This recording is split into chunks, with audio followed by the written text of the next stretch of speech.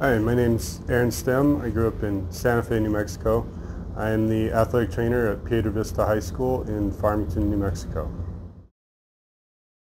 So I'm the athletic trainer, and that makes me pretty much in charge of all healthcare of athletes at Piedra Vista High School. So everything from prevention to rehab and treatment of injuries, evaluation and potential referral of injuries, also emergency care of anything that may happen at a practice, at a game, pretty much the whole start to finish, everything in between of athletic healthcare.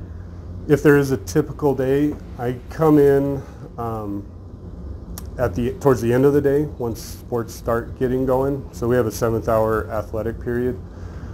So I come in towards the end of the day, do a lot of pre-practice, pre-game treatments, rehabs, and then if it's just a normal practice day, I'm charting, doing treatment logs, injury reports, all that kind of stuff, getting out to practice. If it's a game, sometimes it's out of town, and sometimes I leave early in the morning, late getting back at night.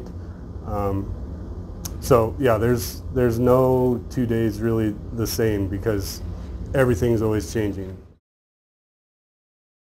I think it's the interaction with the kids and the coaches and being here to help them safely play their sport and succeed at their sports. But I think it's the interaction with the kids and the coaches and the whole athletic scene.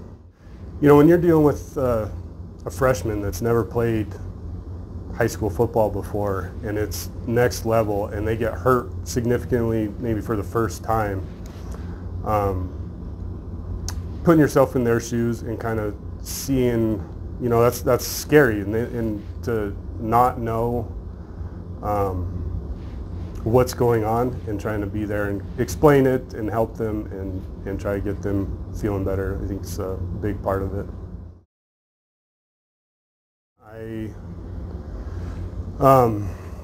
initially wanted to be a physical therapist, and so I got into athletic training as kind of a stepping stone to physical therapy. And when I got into athletic training, this is what I want to do. You know, there's a lot of overlap between the two professions. I really like the rehab, the medical aspect, the helping people.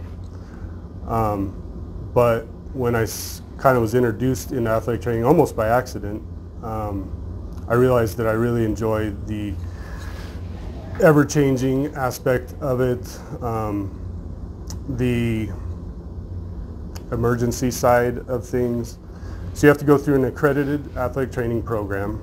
Now it's an entry-level master's degree is required. So you go through your bachelor's onto a master's degree in athletic training.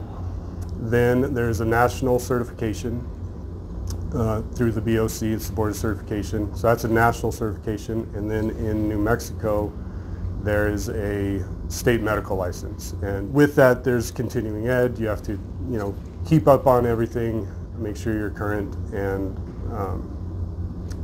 in New Mexico, keep a New Mexico athletic training license. You know, I had some really great science and math teachers. My high school math teacher was awesome. He played in a rock band and was just made it fun, but also challenging. I had some, like I said, some great science teachers. But also I think some of my best classes that helped me just more broadly, I took 2 years of welding, I took automotive class, I took wood shop, and those just kind of, I think, made me maybe a more well-rounded person. But I think I grew up in Santa Fe, which is a very sort of outdoorsy kind of town, very active, and so that's a big part of who I am. I'm active outdoors especially. It's also a very diverse city, which I think gave me a lot of exposure to different cultures, economics, and kind of seeing other people's lives and point of view. Actually, in the next 5 years, I'll have my kids here finally. So I'd say one of the drawbacks of my job is I'm watching other kids play sports, and I'm excited to have my kids here playing sports, or, you know, my daughter's big into dance and my son's into baseball and basketball, and so to have them here will be real nice. I'm also the president of the New Mexico Athletic Trainers Association, and so another big part of my, maybe not necessarily high school job, but outside of that, just in the profession, is promoting and growing athletic training. And I think right now is a great time to be an athletic trainer. It's just a constantly evolving and growing career, and so I look forward to the future of athletic training, working in the legislature, working with you know, superintendents of schools and other healthcare providers, and kind of just building and growing athletic training. I think my biggest advice would be do what you love. It's cliche, and you know, if you do what you love, you never work a day in your life. It's okay to not know what you want to do, but don't stop looking. Find what you love, pursue it, and do it.